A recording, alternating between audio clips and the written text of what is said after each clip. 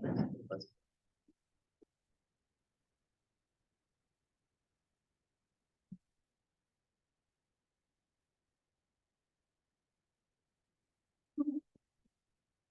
don't know that we necessarily need our microphones, but they're there anyway. All right, so I will call to order the special meeting. Today is April 13th, Thursday, April 13th, 2023 at 6 p.m. And this is the Bergen Town Council, and we will start off with a special meeting, and then we will close the special meeting and go into the work meeting. So I called to order the special meeting, and the first item on the agenda is we have to vote. We actually have to have a vote on the record that we are voting to move our town council meeting this month from April 18th to April 25th. I went ahead and had a notice of change of meeting date prepared and posted on the Utah Public Notice website. We posted it Monday, even though we weren't going to vote on this until today. But I wanted to go ahead and give as much notice as possible, and the meeting was being moved. So I'll make a motion. thank you. Make a motion to move the regularly scheduled April 2023 meeting from April 18th to April 25th at 6 p.m. Second. I'll go ahead and take a roll call vote on this. I don't think I have to, but I'm going to be on the safe side. So Jean. Yes. Leroy. Yes.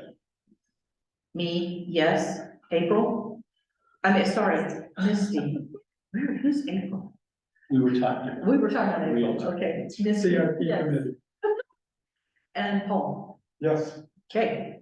Item B was to discuss whether or not to appeal the CUPs if they had been approved at the planning and zoning meeting last night. And they were not, they continued them for another month. So that item is set aside. Or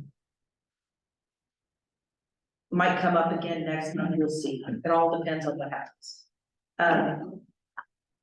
And I thought, by the way, with now that CUPs will be going to the planning commission, that with us having the work meetings the very day after the planning and zoning meetings, that this would work as a perfect way for us to look at the CUPs. If they got approved the day before, within 24 hours, we would be looking at them and seeing if there was any objections. And if not, then fine, but if there is objections, then we could talk about it. So I figured this worked out great.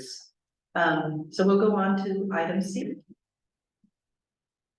And as you know, we talked about this at the last town council meeting, that we discussed sending the election back to the county instead of doing the election here in the town like we did last election. That when we do this year's election, we'll send it back to the county and let them run it. And there's this agreement, this interlocal agreement that has to be signed by the town.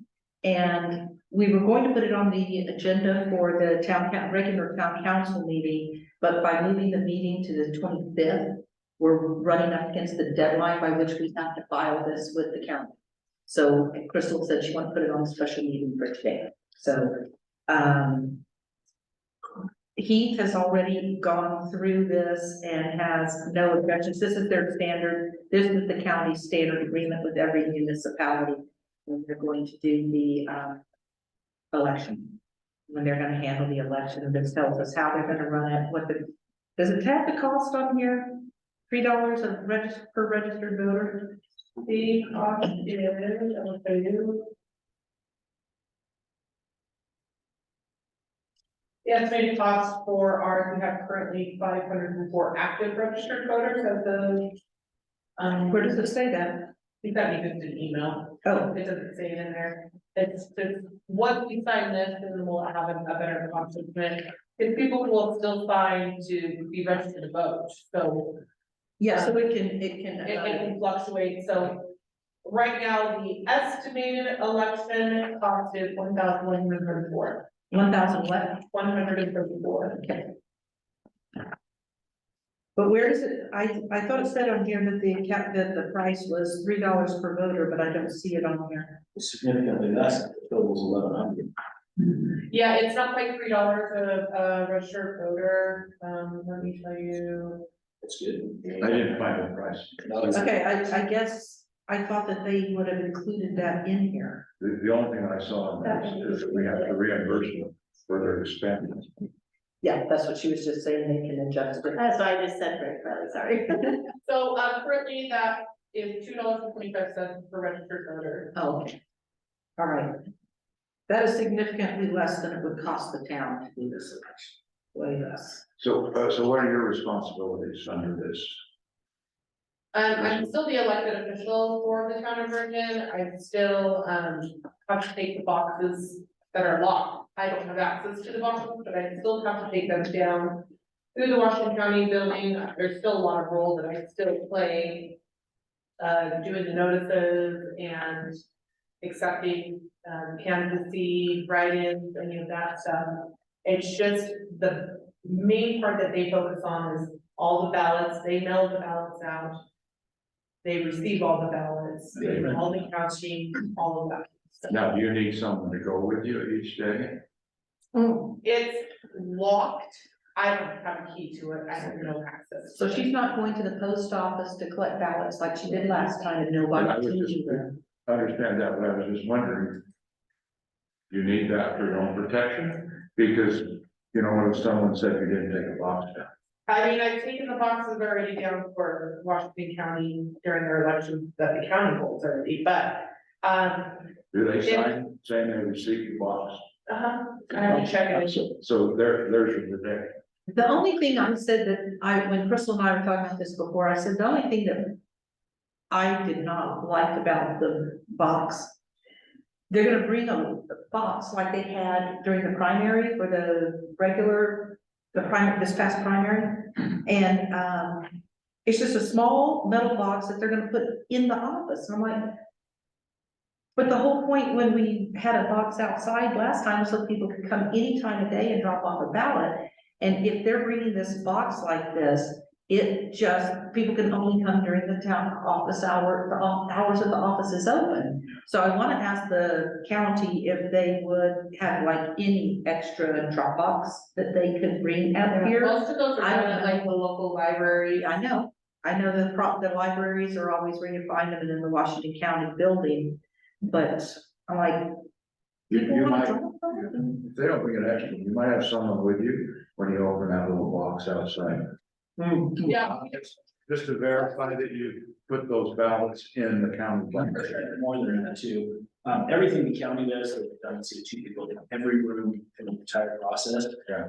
But people also stuff crap in the building. And then you're having to come in and take that ballot, put it in the box. actually, no one, I hate the fact that people push anything to that door, so I Can we block that for? blocked it during the last That's what election. we did last time. So they couldn't, Your protection. they couldn't put it in, and I'm the one that's got keys to the box outside.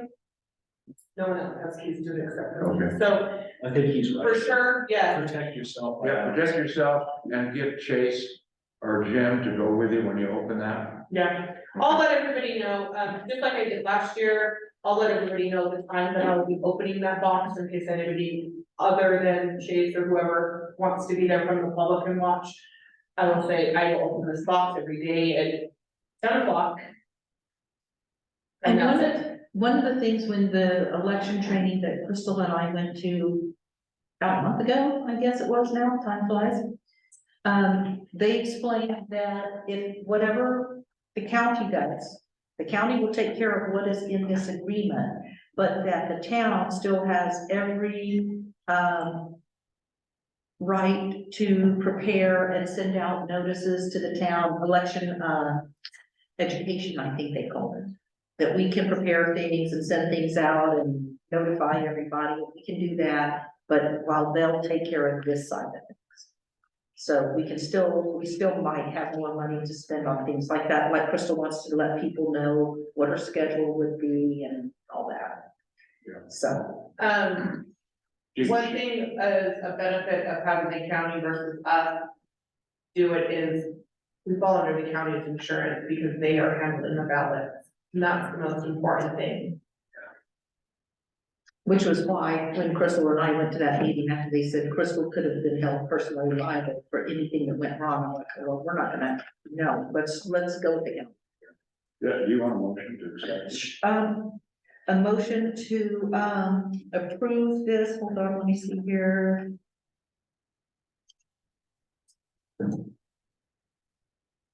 And I have to sign it, and Bert, Crystal has to sign it, and he has to sign it, so we need a motion to approve it and for us to sign this. I move for approval, the interlocal cooperation agreement regarding election services that authorize, appropriate individuals to sign an agreement. I'll second. I'm gonna do a roll call vote since this involves election issues. Jean, Aye. Leroy, Aye. Jean, yes, Misty, Yes, Paul. Yes, All right, so that is everything on the special meeting, so I will take a motion to adjourn the special meeting. And after that, a motion to open the work meeting. I move we adjourn the special meeting and open the work meeting. Second.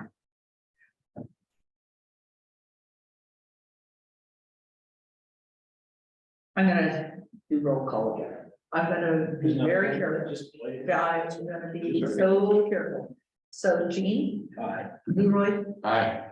Jean, yes, Misty, yeah. Paul, yes. okay. All right, so on to the work meeting. That took us 13 minutes, okay. Work meeting, what I was thinking was, these are items. The next three, you can see A and then Roman numeral I is Roman numeral 1. We just took care of that.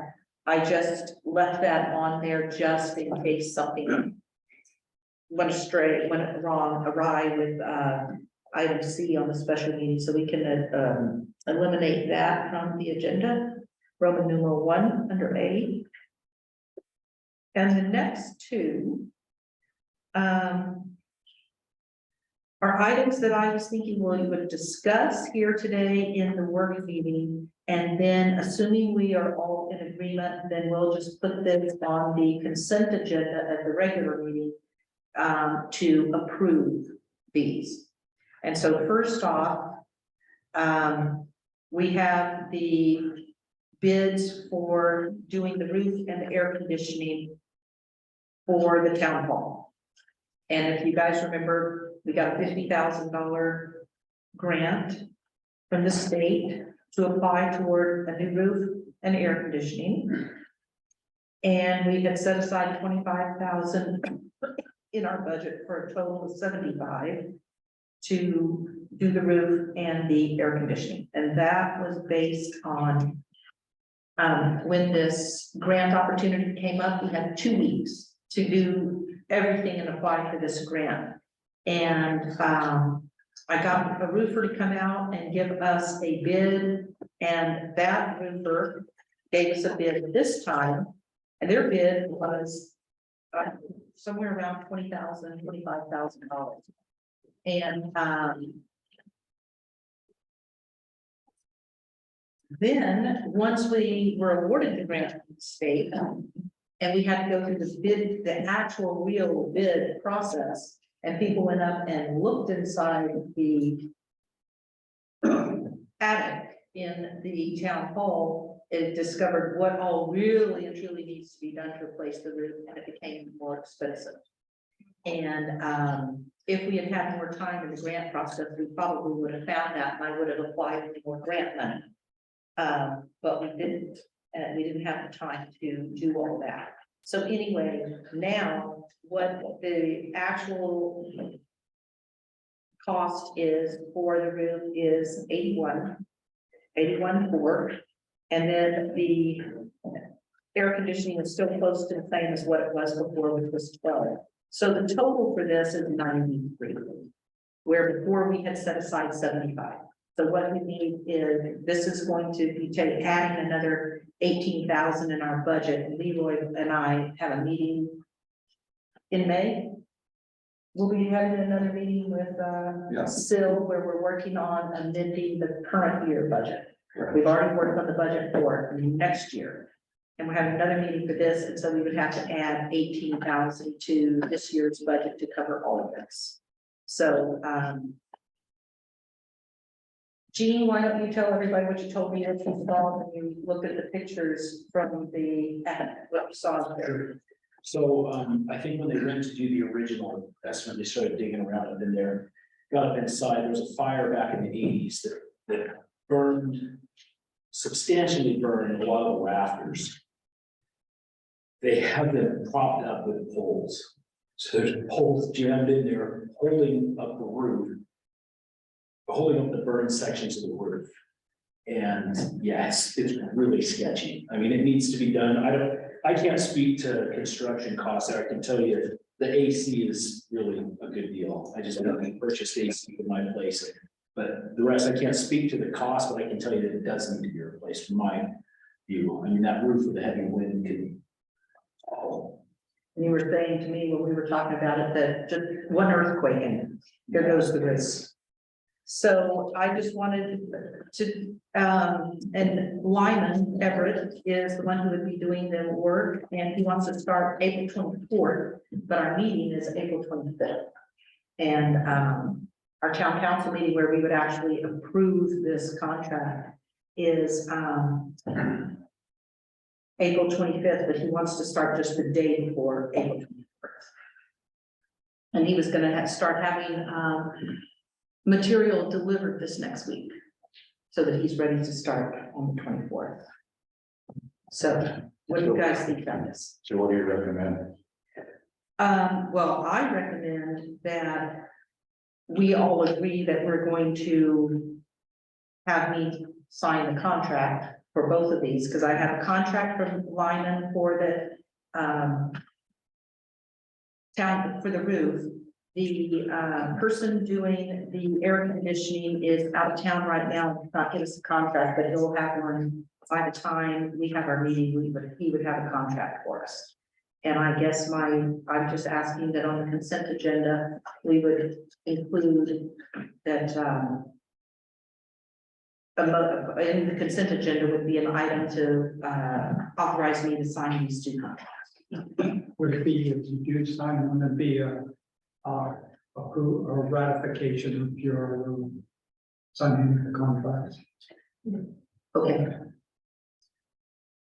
So that's how it'll go on the consent agenda. Consent. Yeah, so do you guys all have, You want to do a roll call?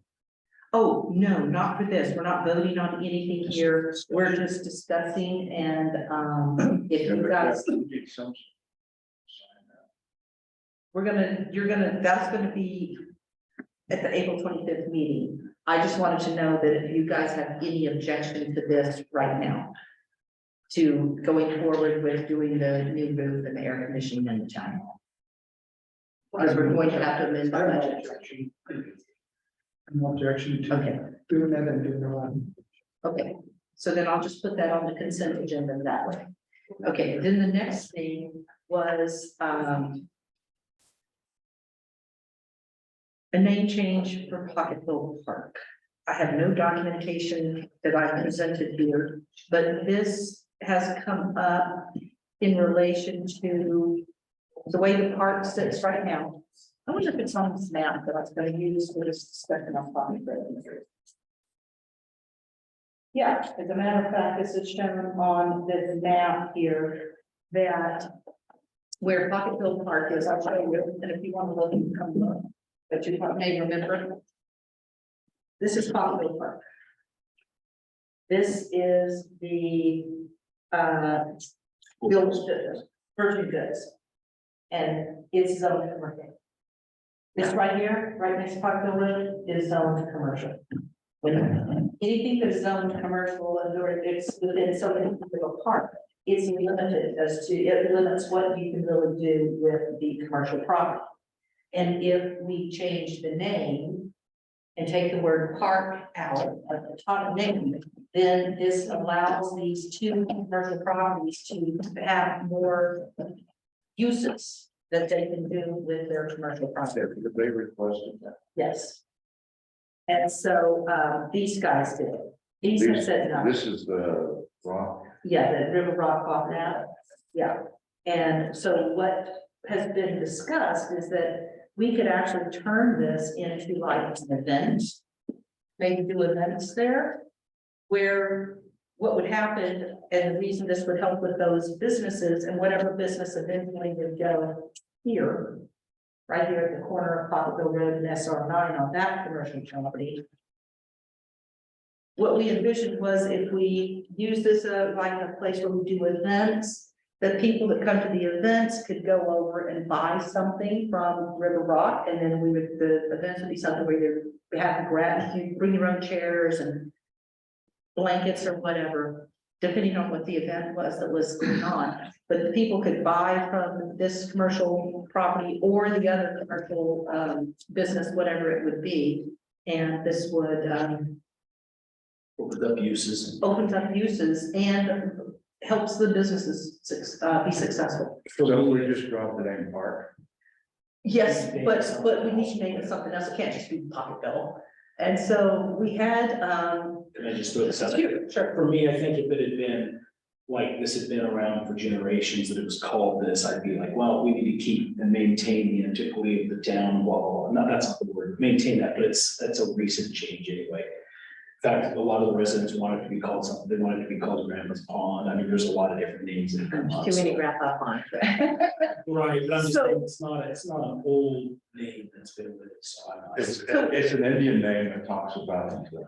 Right, but the park wasn't. What was the original town? I mean, I know it's not attached to history, but it's kind of fun that one of the original town settlements here was originally called Pocketville. so, I happen to be going through the minutes from 2014, looking for something else. And there in all the minutes was when Pocketville Park got its name and how we went through it. And they did not do a resolution. All they did is they put it out for a vote to the town, and people submitted, and we've written about it in the newsletter, and they just submitted suggestions, and then we put it out one more time, said, here's all the suggested names and vote. And then we counted the votes and announced at a meeting, here's the different vote, here's how the vote count came out, and here's the new name. And that's all, that's how it happened. So I was like, well, coincidentally, I found all this about the park while I was looking for something else in the 2014 minutes. And so that's when it even became a park, was donated to the town, and we turned it into, and gave it that name and started spending money to make it a park. So you put a lot of thought into this. If you have a suggested name. I had no suggested name. The owner of the property came and asked me about this, and I said, oh, I don't know. And so I talked to Paul, I talked to Jean, and to see what other people were thinking. And they liked the idea, but I had no idea on names. And somebody suggested to me the name Pocketville Hollow, which I thought, oh, that's not bad.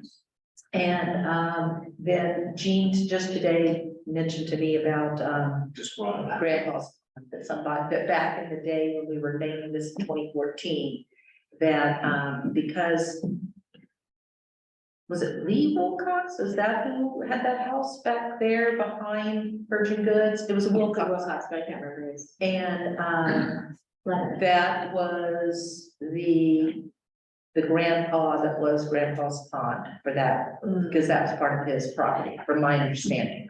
If I remember right, what was being said back in 2014.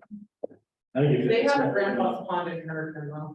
And I saw that recently, and I was like, oh, that's why you said. There's an actual pond there though at that. Yeah, and I was kind of going, how can we call this Grandpa's Pond when there's no water? So anyway, the one suggestion was Pocketville Hollow.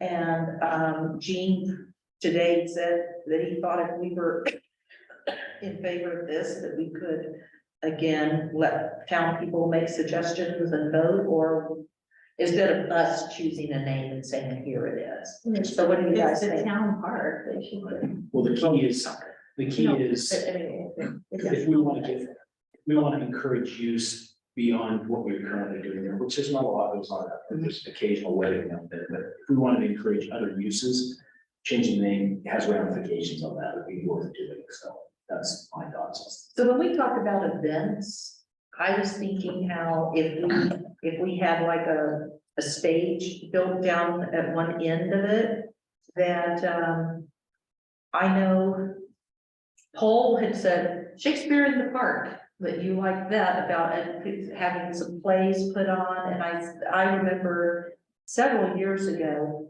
the Utah Opera from Salt Lake had a traveling troupe that went around and did little abbreviated operas, and they did them outside, and that would be a great place to have something like that. Or we could have groups come and play some concerts. I thought we could do all sorts of things could happen here. So, but this was all at the suggestion of one of the property owners that had joined, and as we thought about it, it was like, there's actually some opportunities there that I could see. The only concern I'd have is if we have Shakespeare in the Park and they're reenacting Julius Caesar, people drive by and see 13 guys stabbing somebody. So what are your guys' thoughts on that? It'd be nice to put it out for public, maybe. It would. Like, and like Gene says, then maybe that'll make it use it more. Yeah, and my thought was this would be something for, if we had this event facility or venue, that this would be something people from Virgin, Rockville, Springdale, and maybe American might even come and go to the events. That would be for us, not for tourists, but for us town residents. So if you guys are good with that, then, if you guys have no objection to that, then I guess we can, somehow figure out a way to get this out to the public and let them make some suggestions. See what they think. You could do a special letter from the mayor. I could, okay, Have that sent out with the, we call it the water bill. the water bill, okay. With a form for them to fill out and send it to Chris. With some suggested names, okay.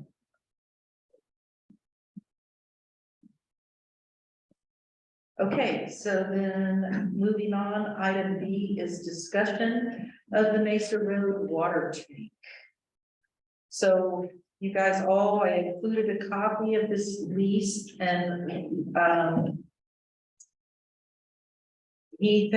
I sent a copy of this to Heath a while back to, as soon as we found it, I scanned it and sent it to you. Have you had anything at all, like discussions with Sitla, anything? Well, I have some feedback for you, Okay. so All right, we met with, Ron Ferguson, Sitla, and with their surveyor.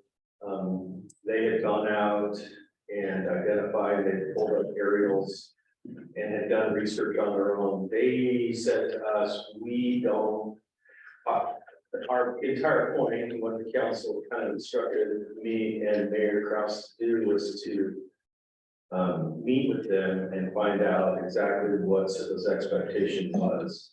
And it was fascinating. I thought it was interesting that Sitla, who has other property holdings within the town, would take such a business-like approach to the municipality.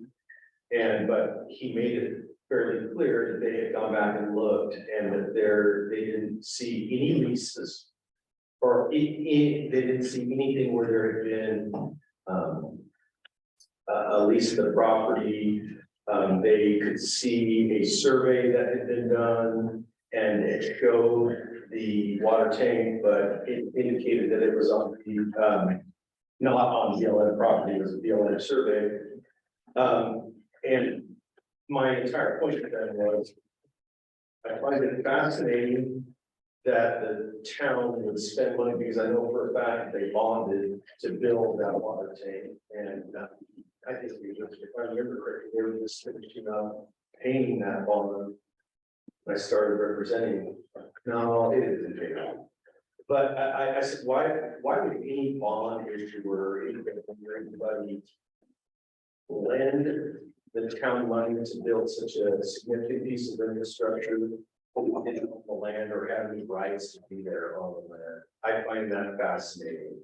And, at the time, Mayor had said, we look back to our record, we couldn't find anything. Well, they found after this meeting, and what we asked them, okay, what is the process? What do we do? He said, well, we've given you an application. You need to apply for a lease of the property. We really only expect you to lease roughly about where your fence line is around your water tank.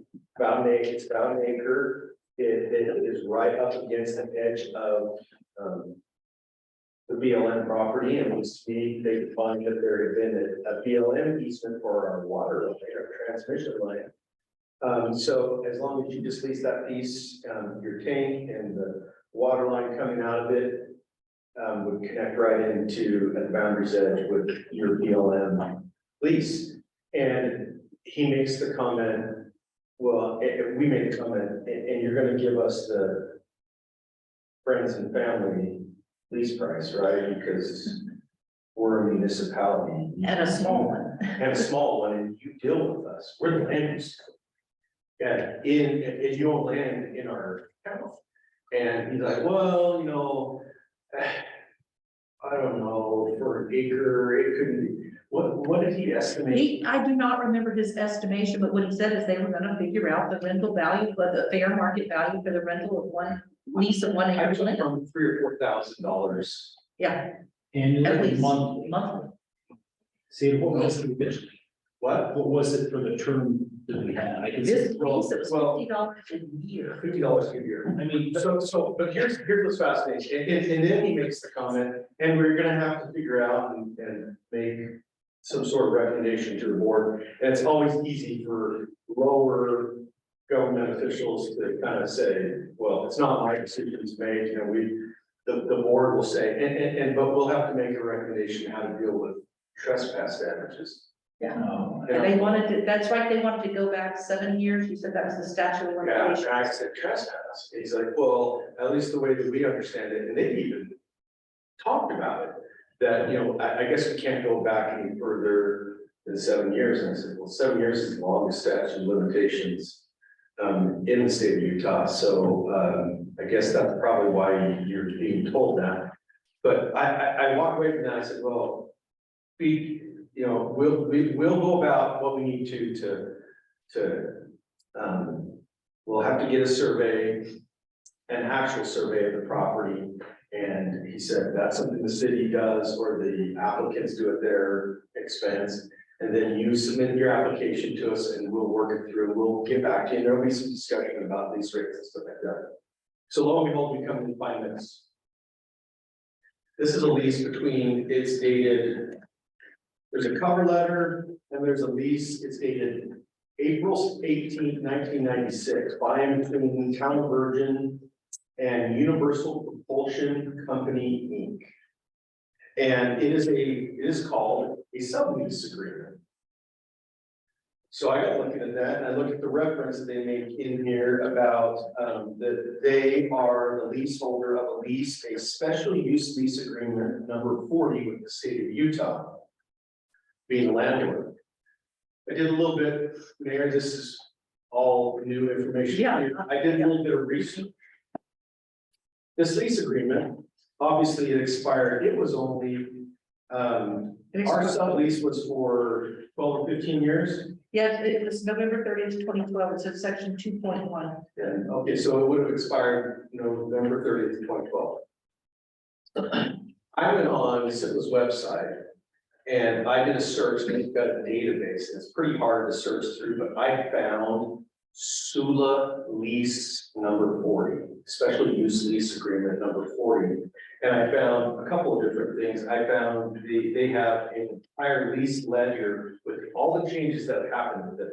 That lease has changed, and that lease is for approximately 3,000 acres up there on the mesa, and it was for the testing facility that's up there on the top, okay? This property is part of that lease. Okay, it was a 50-year lease that they gave. They just renewed that lease in 2022, They amended it and restated it is transferred hands, but currently it is owned by, they approved in 2022, just last year, an assignment of that lease to, it is Rockwell Collins Inc., which is a defense contractor. And, they still have the right, and they continue, I'm told that occasionally there's still some testing that goes on. For sure, we can have it. Yeah, fascinating. There's a beautiful aerial picture of that entire mesa and the track and everything along there. So this parcel is. So the original leaseholder leased to us a 1 acre piece of land for our water tank. Okay, now it's expired, but my question is, I told Mayor before we got on the call, I said, you just watch how many times, count how many times they reference beneficiaries, school kids, or schools. Because it's funny how, we have to be careful because we deal with CITLA a lot, but business is business, but they love to use the school kid. The reason why they like to press hard on things and push is all under the guise of just trying to fund the school kids and schools here in the state and stuff like that. Well, frankly, we just had CITLA telling us that we needed to enter into a lease with them on property that they have a lease with Rockwell Collins. We need to be going to Rockwell Collins and say, hey, your predecessor had a $50 a year lease. And it expired, but our infrastructure is still there and we still need it and everything like that. But frankly, I'm about ready to tell CITLA after look at this, and you want to know what's most fascinating about it? Not only, you can pull the entire lease file and it's got the original lease, any amendments to it, and there's other documents in that file. Guess what I found in that file? This. The sublease. CITLA knows about it, knew about it. Yet CITLA was telling us we could do anything. Well, they might have been searching abstractly, but that land is overlaid by this 3,000 acre lease and everything like that. That's. So I want to say to CITLA, you're trying to lease to us a piece of property that you've leased to somebody else. And I'm looking at terms of lease that you don't have the land to. And so, and you told us there wasn't, and you knew about it, it's in your own files. And thank you, but we're not going to deal with you.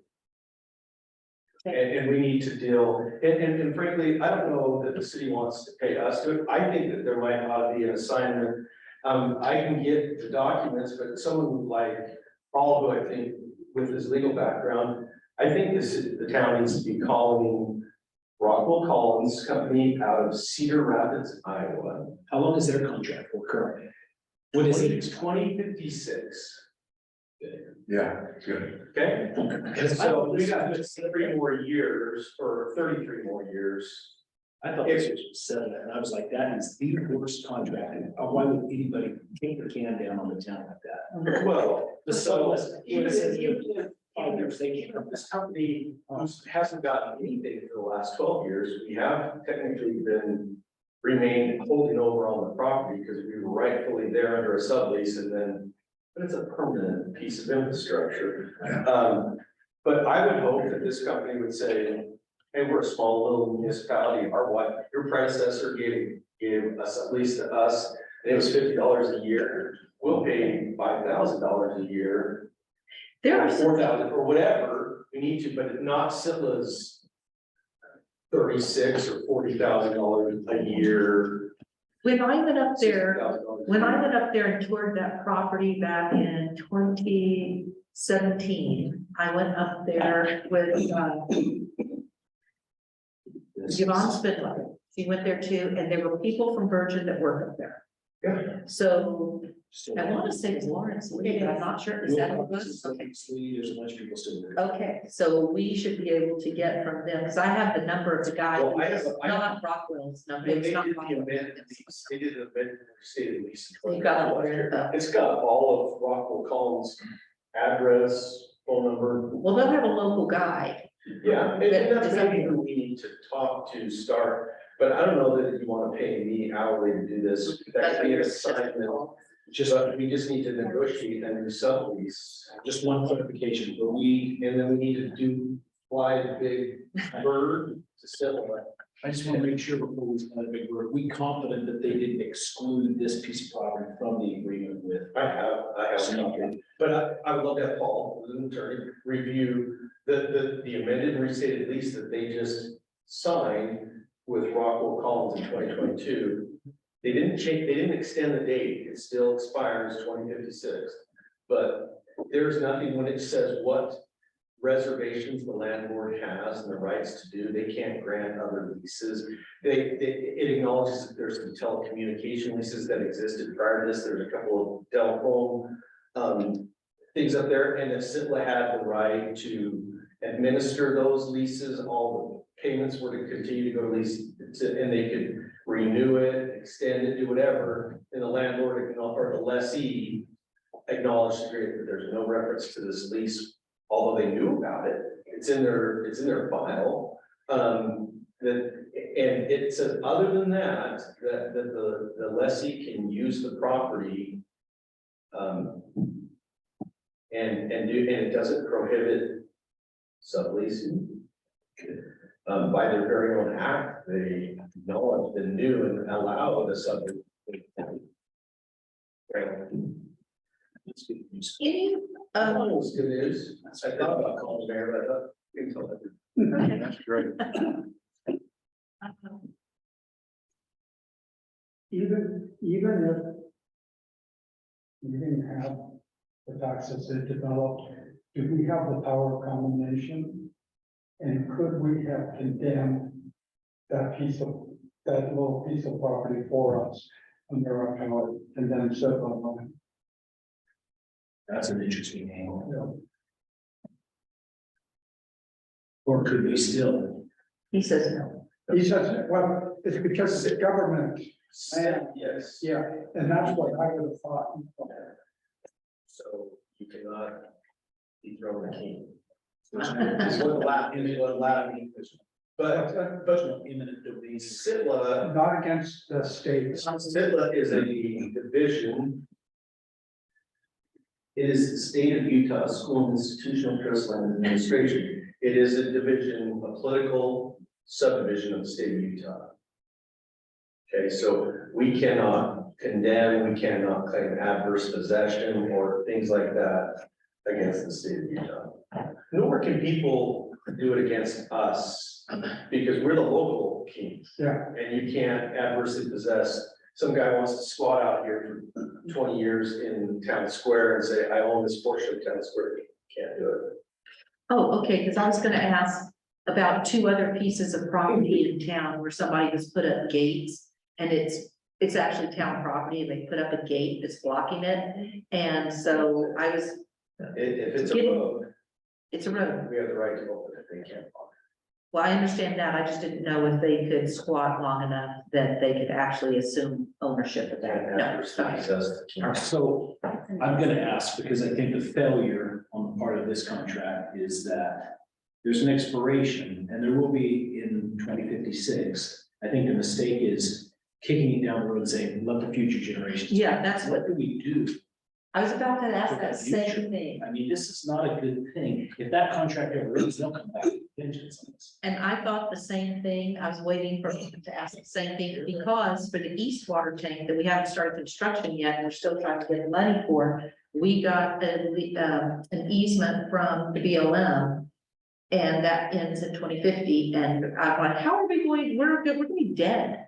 How are we gonna make sure that in 2050 the town knows, hey, we need to follow up on this, and if this goes to 2056, how's the town gonna keep track of that?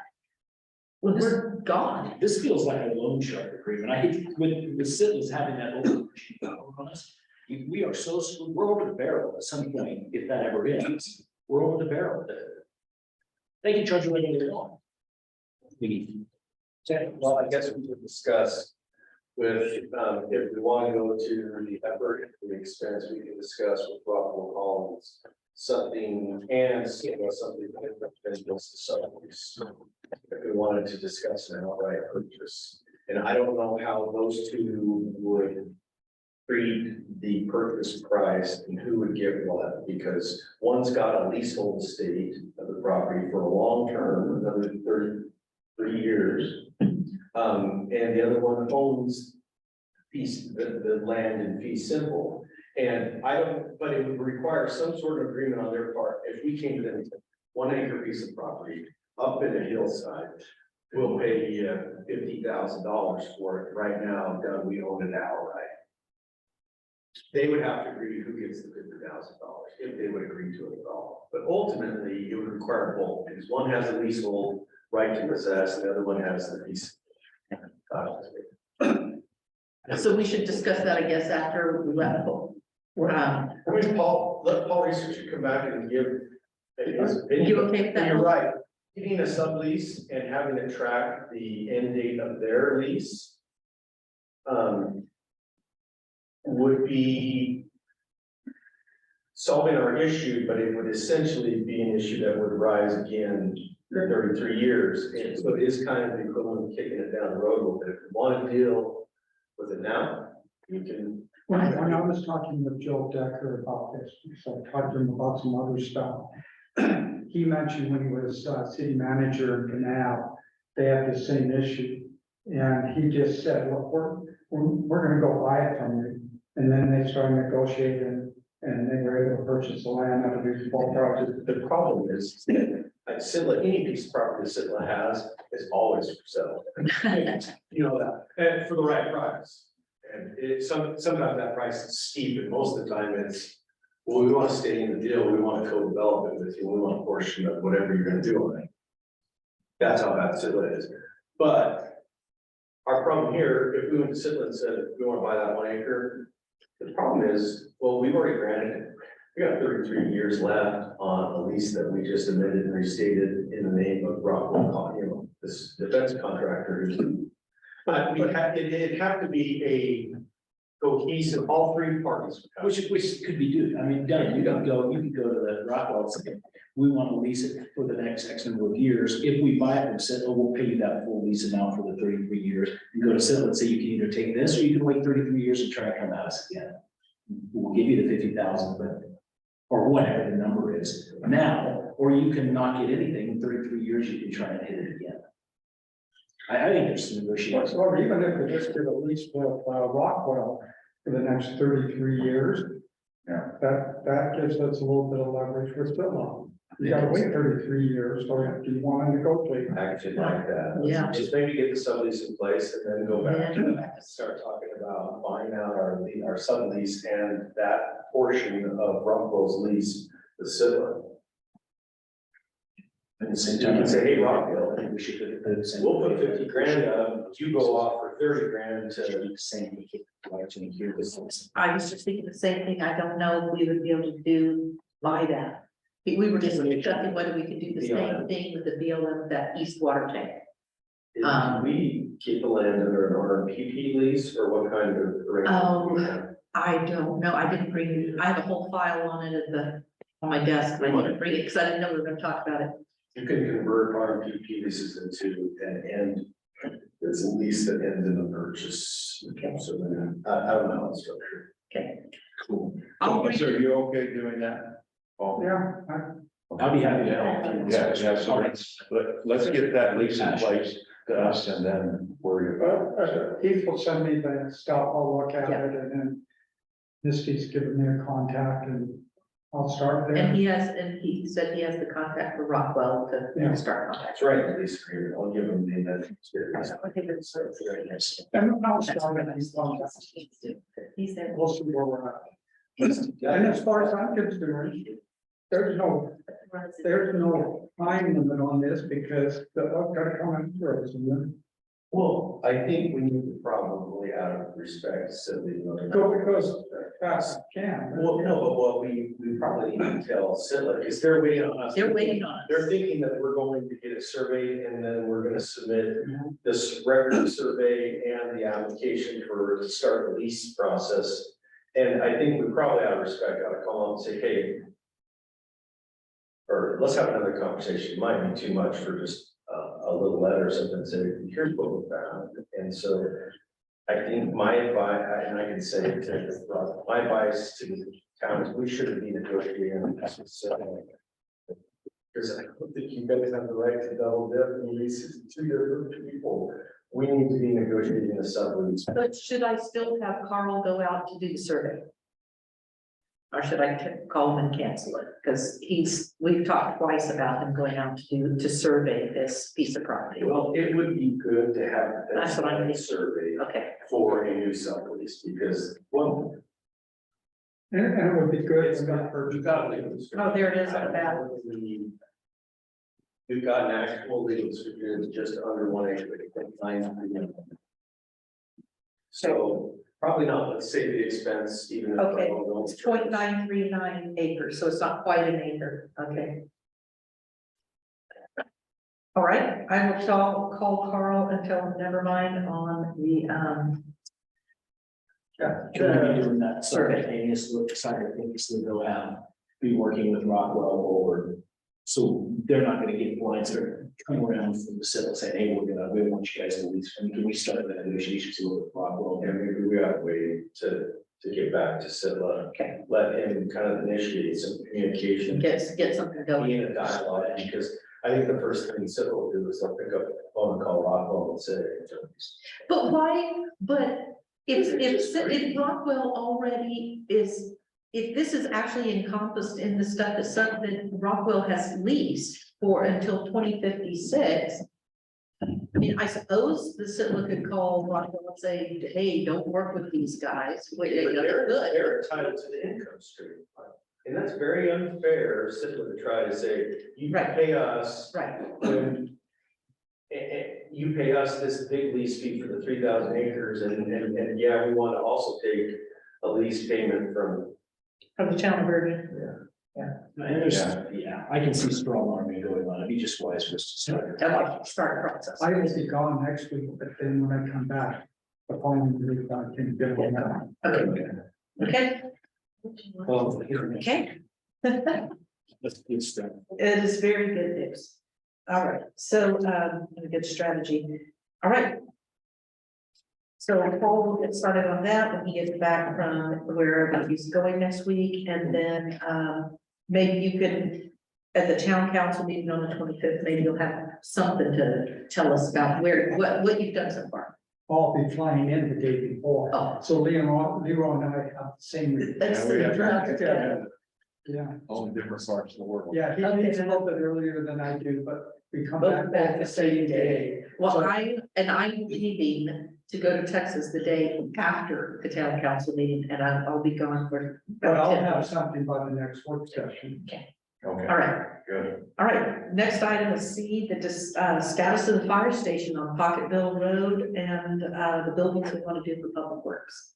So, Paul, what do you know about the fire station? Well, I missed the last work session, so the mayor kind of briefed me on kind of what was going on. I talked to Joe Decker and asked him if he could find a lease, and they were unable to find a lease also. However, they have all the indicia of carrying, or most of the indicia of carrying through the lease. They have been paying utilities on that piece of property, and they've also been paying for the insurance to cover that piece of property. He did say that he started to go through the minutes and found the minutes where they discussed it, but then they ended up tabling it. And that's what And he seemed to happen from our end. yeah, he hasn't yet come back to see if there's minutes subsequent to that, He hasn't found any with respect to, what happened with that table. And then, And they're still in the process of looking, but they're in the same boat as we are, not finding the documents, but from all practical purposes, they've been paying for the properties, insurance, and they've been paying, utilities for it. and then what about the building next to it, the Connex? Yeah, and then the Connex behind, we ended up, connecting that and they've been paying for our electricity for the Connex. And they haven't had, and his question, they said they did it all right, the hookup's all proper, but properly done, but there was no communication back to them as to, oh yeah, we're gonna do this. I guess the real question I want to know is, do we want to continue leasing it? And if we do, we want to set up a good agreement.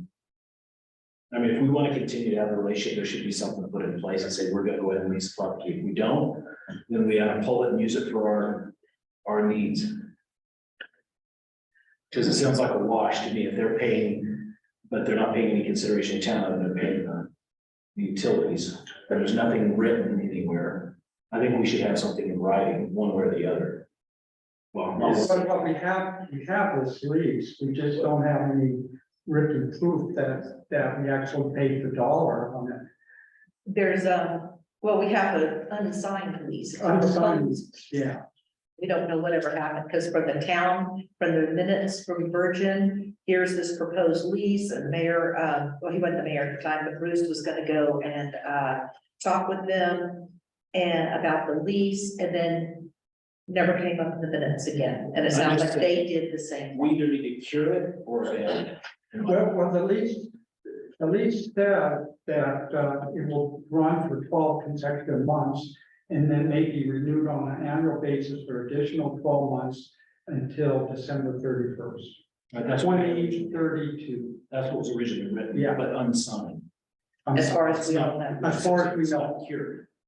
If nobody can find the documents. Okay, but what, the reason why I put this on here is when we had this on the agenda last month. And I wanted approval to go ahead and order the stuff that the Public Works wanted to set up. Everything that they want to do over there. And you wanted to know first, what was the status of the fire station? And I said at the meeting, I said, I'll give this 1 month. But we have to make a decision about what we're gonna do to these buildings for Public Works, because I feel if we want to do what you're suggesting with the fire district, I suspect that's gonna take a while. And I don't think it's appropriate to make the Public Works department where we want to do these buildings and just sit there and wait and wait and wait while we try to work this out with the fire district. Okay, so. Let me make sure that I understand. We have an unsigned lease that contemplates a year term with annual renewals. Right? Yes, That can renew up to 2032. Correct. Okay, we've got the district who's not really using it other than for storage, correct? that's what we think. They called recently. Didn't they call recently? They want to put a Connex up there and store stuff for flooding, They saying want that, some concepts to store more stuff, just store more stuff. just store more And stuff. then I They have think- an old fire truck in there that's like 50s right now. And they said they made some, I guess, internal improvements. I don't know what they are. And I think, and somebody said recently that they talked with somebody from the fire district, I don't know if it was you, but they wanted to bring a brush, they wanted to bring another vehicle and build. So they're not gonna, I don't think they're gonna go. What's our benefit in doing things for that instead of using it for our public works department? Okay, I guess I look at this and I say, okay, is there any benefit to having the fire district leasing it? Are they putting actual working trucks and apparatuses up their stations such that? And do we have members of the district up here who, if there's a fire, it can advance and speed up response times and anything like that? No, they wanted to build a new fire station. They've been wanting to for a long time. And one of the things they wanted to do in the fire station was build places where, like apartments, and have 3 or 4 firefighters that lived there.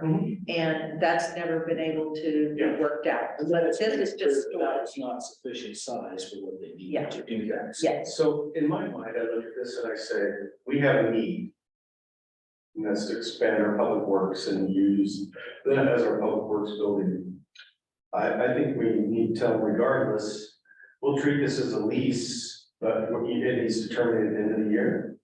But first we have to answer that question, which I don't think we have an answer on, is that whether we want that for our public works department. Or whether we not do that. oh, no, So, no, it hasn't, but I'd be shocked if we said anything other than yes. For the cost, I mean, Or- the cost is We're not having any benefit. building or something. No, but I think, as I understood it, we were gonna bring something else in for them to use as the. Correct. We got pricing and Leroy and I put it in the budget for next year for them to go ahead and, we were gonna use these ARPA funds that came in to cover everything for them. We were going to get a small building that would be an office, a very small building. And then there was going to be a shade structure to park all the equipment under because it's getting beaten down by the sun and the rain. And then there was going to be a shed with a rolling garage door that they would pull things in as they were working on equipment.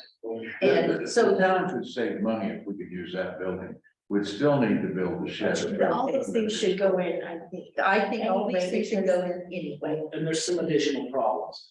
With them leasing, and one of the things that happens every time we park a piece of equipment is blocking the doors, they're calling up saying, you need to move your equipment from in front of those doors. Well, I sat there, I was over there one day. I was over there one day and someone from the fire district was there. And he and I went through how far out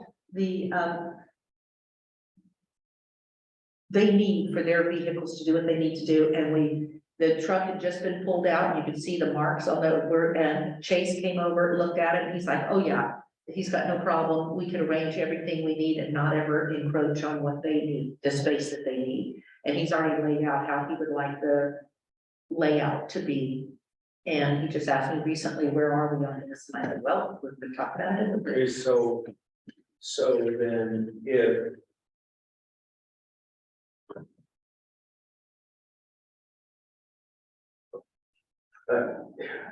Do we think that there's?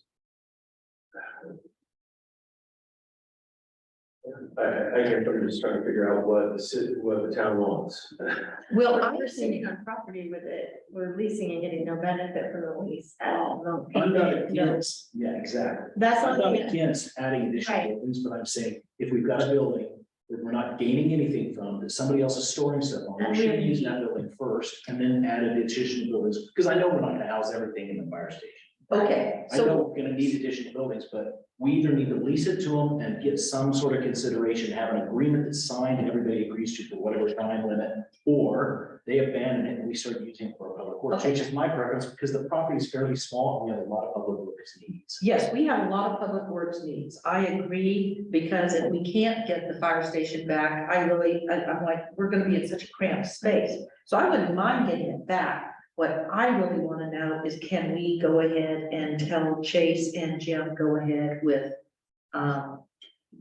ordering what we need with these other buildings, and meanwhile, we can proceed trying to get the fire station I back. think there's only one building that would be, if we don't keep leasing it out and we end up keeping it, there's only one building that might be a little bit Right, and then we can find. excessive, but that's the building that he would use as a little office. And that's not like it's. But the rest we need anyway. Okay, so why not say, let's move ahead on the ones that we do need to figure out the fire station before we purchase the last one. Because I would like the Public Works Department to have a space of their own and not be in this building and hear all the town politics that goes on. I really want them to. I guess what I'm saying is, I don't think we need to buy a bunch of buildings if we're gonna suddenly end up with a bunch of extra building, get this from the fire station. I understand what you're saying, we've managed for years and years, I would be fine with saying, let's get an office space for them, move all of the equipment's gonna have to wait till we solve the problem with the fire station first, just for the sake of taking care of our money as good stewards. Before we buy buildings we don't need, let's see what the fire station. I suspect we would be able, if we were to buy that little office building that is not big. I suspect that we will have a use for that building. I mean, we could even use it to store, for example, Randy Hiller got 2,000 sandbags in case we needed this, and he's like, where are we gonna put this? Where are we gonna put this? Because our 2 connexes are full.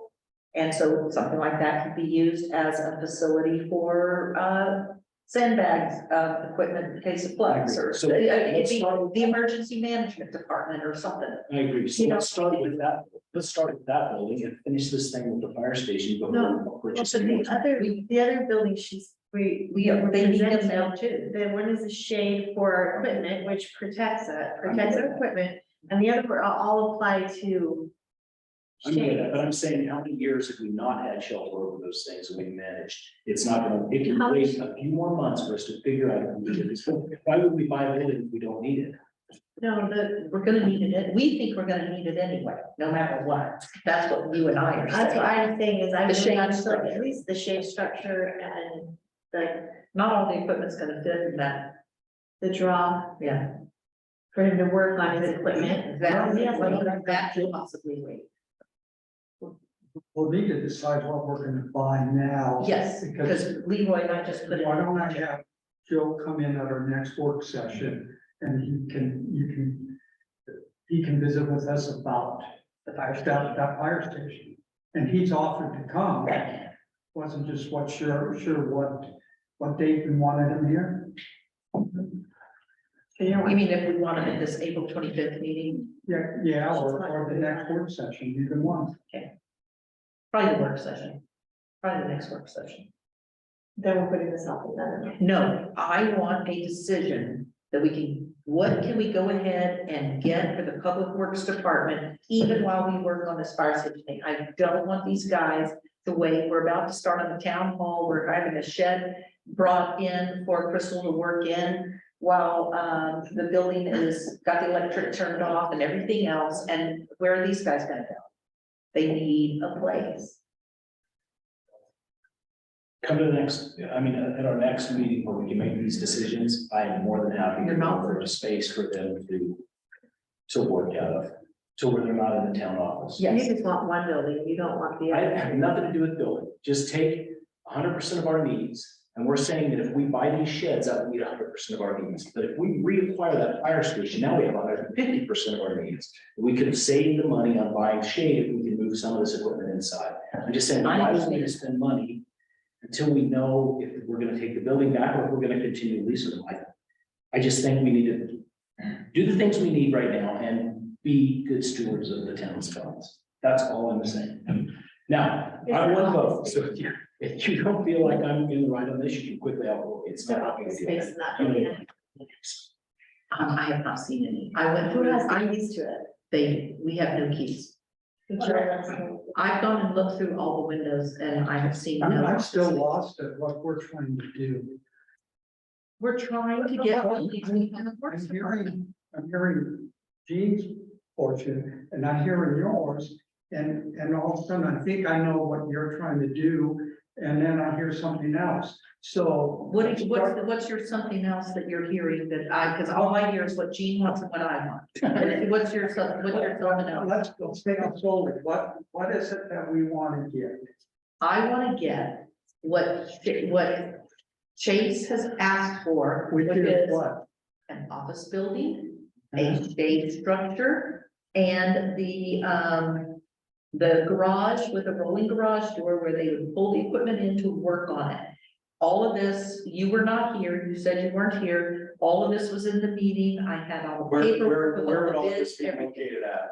At the point, right there by the fire station on Pocketville Road. And if we use the fire station, which of these three buildings, if any, would disappear? I think it would be the garage with the rolling door where they would pull the equipment in to work on it. I think we And should, possibly the shade structure. I think we should Maybe get everything but the building with the roll, with the. garage door, that's what I think Because too, if anything, that's. The shade and the little office, because we'll need that anyway. And so we can proceed with those two items and just not order the garage. With the rolling door. Until we. Yeah, Till you because, know. because the fire station, if we get it, we can have that. If we don't get it, they still want to Well, lease it, that's, then we can have that. So- and it still gives our public works guy, But just let's- change an opportunity. So why don't we go ahead and for next week, approve those two items Okay, and then get Joe here at the next work session or somebody.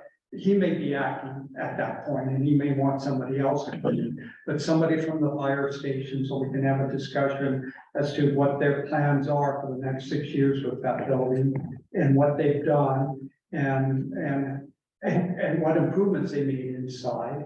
And also what expenses they have, because they've been paying a little bit of our expenses. And try to work through those issues at that one work session. That'd be my thought. Might as well, and I think if we want to keep, sorry, if we want to keep using it, letting them use it, all I'm asking is let's cure either the Yeah. current one or write a good agreement that's very. Yeah, yeah. Because it's ambiguous and hidden right now. Okay, All right, all right, I think we're on the same page. we are all on the same page. Okay, I have to go on to these. Did you? Yeah. Detroit. yeah, yes, that's right, Misty, I agree. Yeah. Because as I said, I don't look through the windows and I did not see an office. there. But that's Paul and I great. can go outside. That'd be great. They're getting time to. We're gonna move on to D. Yes, I Right. moved on to do that. Thank you. Because that I was about to. Okay, Oh. okay, so, Whatever. If you can do it evening, it's always better. I'm done by 4, I stay till 5, but I can do it. okay.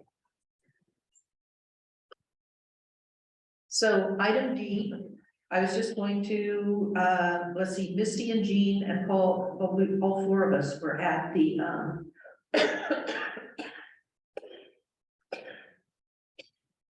the meeting about Pocketville Road. Where we had another meeting to talk to them about speed bumps. And yes, so I wanted to just discuss that again about speed bumps versus closure. I had, when Gene and I had talked about this at one of our meetings, and Gene said that his thought was if we close the road, don't make it a cul-de-sac, put in a gate so that the road is usable in times of emergency, or where we had that car accident where there was the accident at Pull Up Terrace Road and Highway 9, and they had to reroute the traffic around. And then when there was the race recently and the traffic was going that way, when the Zion Half Marathon was going on. And so I thought, that's a good idea. It would, if we were to put a gate across it, then it would easily be able to open it in times of emergency and send people that way. So one of the things that came out of the meeting, I brought this map from Pocketville Road to show where, ultimately it seemed a decision was where speed bumps would go, if we go with speed bumps. But at the same time, I don't want to spend money on speed bumps if it's possible to put a gate at the end of the road. I'd rather spend the money on a gate than speed bumps. And then I got a call recently from Keith, Kurt Wright, saying that when he was chief of police in Springdale, they had had a talk about doing speed bumps, and that he had said you can't do speed bumps on a public road. And that he wanted me to check with you again on that. I told him I would check. Because he felt that speed bumps could be put on private roads, but not public roads. And I said, I don't know. But we have to do something about that road. As I said at the Pocketville Road meeting, that is a dangerous road, and that we have a duty to look out for the health, safety, and welfare of our residents, and we have to do something about that road. It is too dangerous. Mayor, I'm not aware of anything that if we own the road, we can put any speed limitation device on what we want. Okay, well, when I had that phone conversation, I said, I already asked Some you. locations I can think about, public roads that have speed bumps. Okay. All right, because we had discussed at that Pocketville Road meeting, we had come up with 3 locations that were suggested for where the speed bumps would go. And then if we close the road, we talked about doing it right past the fire station. And then because there's nobody really that lives up past that. And that a point to put if we did a gate, like what you were talking about being able to open it up for emergency purposes, then you're talking about putting it up at the intersection of Pocketville Road and Co-op Terrace Road. If it was actually a cul-de-sac, we had talked about making it down there by the fire station. And then when any other development that would come in, because it was going to be resort related, they would have to go that way instead of going down Pocketville Road. That was just discussion, as what we talked about there. So the 3 speed bumps are $7,500, and Chase went out and priced some gates the other day, he went over to Stolz's and he came back and said, we can get something for $800. I'm like, well, okay then. So I just want to be sure that, what we want to do, but we have a duty to do something about that dangerous road for the people that live in that neighborhood. So what's the prices again 7,500, per? no, for 3 stores. For three. And then the gate, he had come up with a price of 800, but it's a typical gate like you see. I would prefer something big, much more sturdy. I could see somebody just banging right through that. Cutting the chain And yeah, or something like that. and it would have to go out further, because Yes, you just go around it. yeah, exactly. Like where you put the barbed wire down, and just, Yeah. they'll go around it. Now does the, speed bumps have signs that include? Yes, the speed bumps signs are included in the price. And then what I had talked with Chase and Jim about was if we do speed bumps, I want painted on the road, speed bumps ahead. Not just the sign on the side of the road, but painted on the road. And, you know, most of the people along Pocketville Road, the residents that live along the road want the speed bumps, except for the one person that Sean had talked to. Everybody else that was at the meeting that lives on the road wants the speed bumps. Other people, I got some emails after the fact saying, we just close the road, please, just close the road. I'm like, that's the preferred method, but if we just can't close the road, this is the next thing to try. We tried putting in that one stop sign, it didn't do any good. The next thing is to try this, and if this doesn't do any good, or we get serious complaints, then I don't know what else to do but close the road. And my thought is, when it comes to all those who object to closing the road, yes, for a long time, there wasn't that traffic on that road, but there is now. And it's just worse and worse and worse, especially they talk about the people that they see that work in under canvas that go up that way. And my thought is that everybody, there is no place in town that is going to be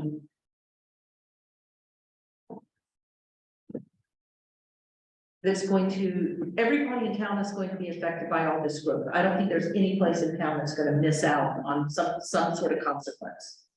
Sheep Ridge Road is gonna get paid no matter what we think. And there's short-term rentals going in next to me, and there's short-term rentals going in over here that's going to affect the 700 West neighborhood that they're unhappy about. The people on Pocketville Road are unhappy about the increased traffic. It just doesn't matter where in town you are, somebody's upset about some consequence of the growth, and everybody is gonna have to suffer the consequences. Nobody is gonna be free. But you know, Pocketville Road's actually in better shape. You know, one time there wasn't co-op there. Yeah, I know, You know, and those people lived there through that, so, you know. but I don't mind the speed bumps. I don't want to close it. I think we need that extra road in case there's an accident down here. well, that's why we talk about if we close it, it's just gonna be Yeah, a but gate. who's gonna open the gate? You know, in the middle of the night, they close this here. Are you gonna get up and go and unlock the gate? No, I'll send Chase. You know what I mean? It's just, it's gonna. That's fine, that's fine, but I can tell you that we had, Bob and Carol Clark had already counted the traffic on the road, they did a traffic count for us. And, it's a lot of traffic on that road. It is way more than it ever was 10 years ago. Oh, So- it's that way everywhere. I know, that's what I'm saying, Yeah. everywhere we're gonna have consequences, every part of town is going to have to Yeah. suffer a consequence of this growth, and so, that's just, there we have it. Yeah. So, shall I go ahead? So I'm just letting you know, we can discuss this, I can put this on the agenda at the next meeting also about approval of payment for the speed bumps. Okay. Yeah. All right. I want to say a couple things. Yes. I think that I do think there's a problem, but I don't see the safety and welfare. I see it as the same problem that Mesa Road has. People want to travel to property up on the top, or they want to go dirt bike or whatever, they take Mesa Road. People that want to go to Co-op, Bergen, Washington, St. George, they will not take Co-op Terrace because it adds on 2 seconds on their drive. And they're familiar with that. Speed bumps will slow it down, will it stop that traffic? I don't know. The hope is that it will slow it down enough that people start saying, I really don't want to drive across speed bumps, but closing, and I've talked with you, but he brought up kind of a point. When we had that accident where the guy died there at Cool Terrace, they used that road to bypass traffic around it. I think closing it off completely is a bad idea. But I'm open to, what do we do to route the outside traffic away from the residential street? I do see that as an issue. I don't see this health safety over. There's people dying in that street every day. I know people drive it fast. But is slowing down traffic what we want, or are we really trying to reroute? And I don't know the answer to it. Well, what I have here under D, where I have outcome immediate Pocketville Road, I have speed bumps versus closure, electronic sign. One of the things I had thought about doing was getting like one of those, I talked with Chuck Maxler about it, he said it's called a notice board. One of those ones that you can change the electronic, the notices that are on those signs that are on the road. And I wanted to get one of those and put it between Mill Street on Highway 9, between Mill Street and Pocketville Road that says speed bumps on Pocketville Road. So that people also know it before they turn onto Pocketville Road, that there are speed bumps there. So I'd hope to get a price on that so we can see what it would cost and maybe add it to the budget for next year, but I haven't got a price yet. Tuckerville just bought 2 of them. Uh-huh. Well, both ends of the town, some. Oh, yes, I've seen those, yes. They're ARPA money. Oh, But they put notices, events that are coming up by festival, council meeting, all sorts of things. What were the costs? I don't know, but if you just call. call them and ask. Yeah. Because I think we should have them. We could use that in a lot of different places, yeah. Yeah, there, I agree, there's all sorts of places that can use such a. And we don't. You don't see that too often. It would be One on Highway 9, and then just where you turn on the pocket. Oh, yeah, one on each one, One, Okay. that sells a speed bumps. all right, You can also use it to encourage you, say speed bumps on Park Road. use co-op Go into terrace, Co-op, please, and going to the east side of the park, please use. yeah, co-op terrace road, one mile. Stevens had used co-op I terrace. don't know the answer. Okay, We gotta do something. all right. So the next thing on the agenda then, so I'm gonna go ahead and go forward with the speed bumps. Then the next thing is the water pooling agreement. So Keith, you prepared a memo for us. We want to discuss this in the next session. I appreciate it, because it's going to be a cost. Well, but don't you think, is there something that is, Strategy. oh, okay, instead of, Discuss it in a public meeting, then. then they Yeah. can get You know, involved of it, know our strategy, okay. All right. Can we do that after this? Session. Yeah, the meeting's good. Okay, Can I just make a motion to move that to the end? Yeah, sure. Make a motion to move item E to the end of the agenda. Second. Session. okay, then the next item was, You want to roll call? You want to vote on that? yes, sorry. Well, we're not really voting, do we vote on something like that in Yeah, a we're work voting meeting? on the motion to. During a work meeting, okay, all right. Jean, Aye. Leroy. Aye. Jean, yes. Paul, okay.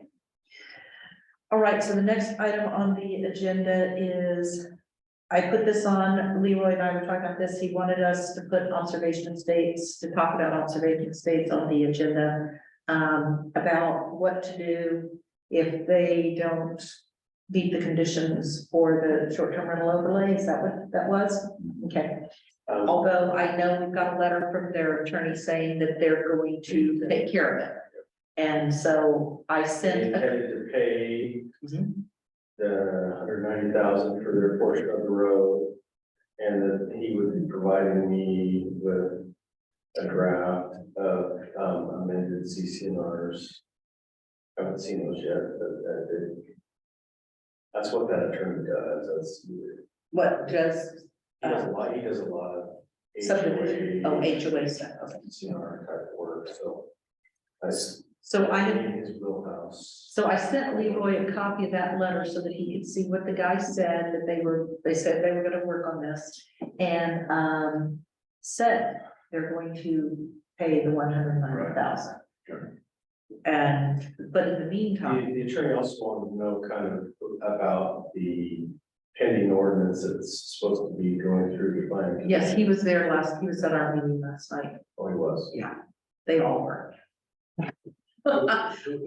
Who's they all? All the developers with their attorneys. Yes, you missed it. You should have been here. How was that another plan? I know you were. We might talk about it a little bit in the executive session. We can tell you a little bit about what all was said. So then we're on, Yeah, I don't perceive that there's gonna be a problem with, completing the conditions of approval for the STR overlays. So I think, they will, based on the letter from him, I think they're going to comply with everything, before any house is even finished being built. that one house has poured cement walls. I know. I've seen that. They're going forward with it. So anything else you want to say? Because you had some ideas of your own about what you wanted, you thought should be done with, Well, that was before I saw your letter. okay, all right. Okay, so then the last item is, I wanted to maybe go over anything on the planning and zoning agenda. Right, anything that planning and zoning sent over that would get onto the agenda for the 25th. So I have a copy here of the agenda from last night's planning and zoning meeting. And we will have the ordinance establishing the joint utility committee and revising chapter 16. Those will be on the agenda. They came with recommendations for approval. The ordinance for revising the highway resort zone eligibility of Co-op Terrace Road. I do not remember what the recommendation was on that. Was that to deny or to approve? Which I think. It's item 3. It's number 3. I'm doing minutes right now, so. He didn't remember, he just put his hand on. I made a motion to approve this with the addition of the quarter section that you guys talked That quarter about. section line. And then from. Okay, So it does not recommendation. Okay, so the recommendation was to approve, but one of the things that was in the proposed ordinance from Ken was he had deleted the section about he deleted the reference to the section line and they just wanted to put back. And so that will be coming to us. And then number 4 on their agenda was the reason why so many people were there last night, which was the limitation of short-term rentals to 5 bedrooms and 10 people. They recommended denial on that. That's coming to us. The Quail Mesa subdivision got continued. The 2 conditional use permits got continued.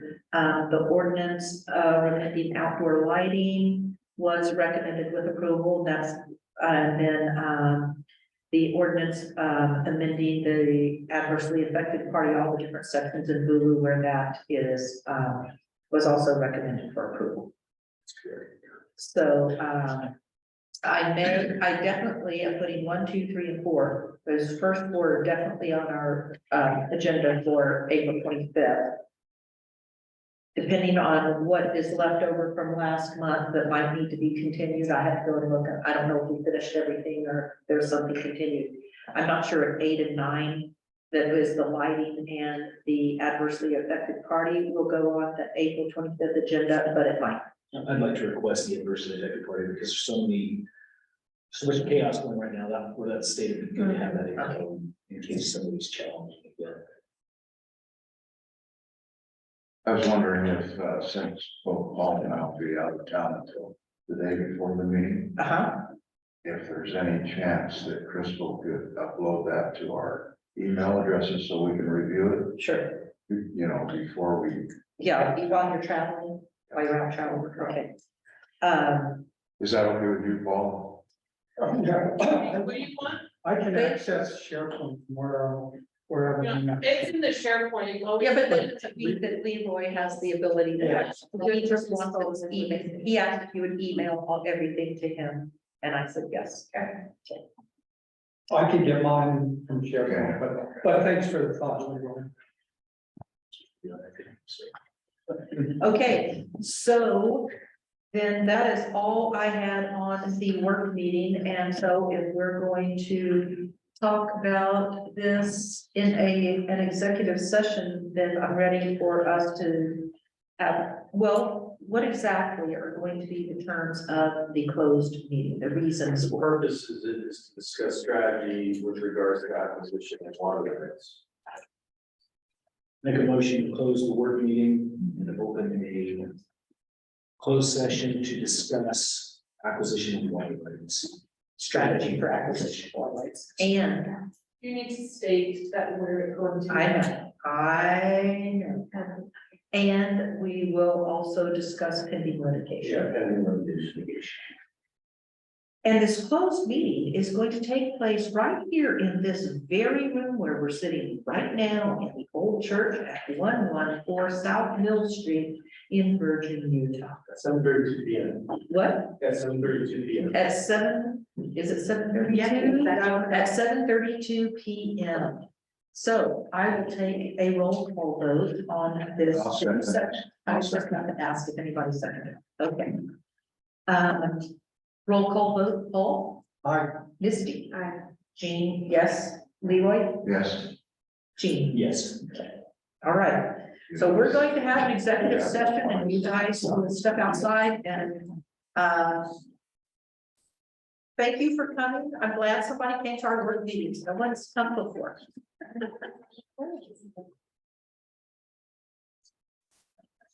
Let me, hold on, let me. Oh, it's not a private one. Oh.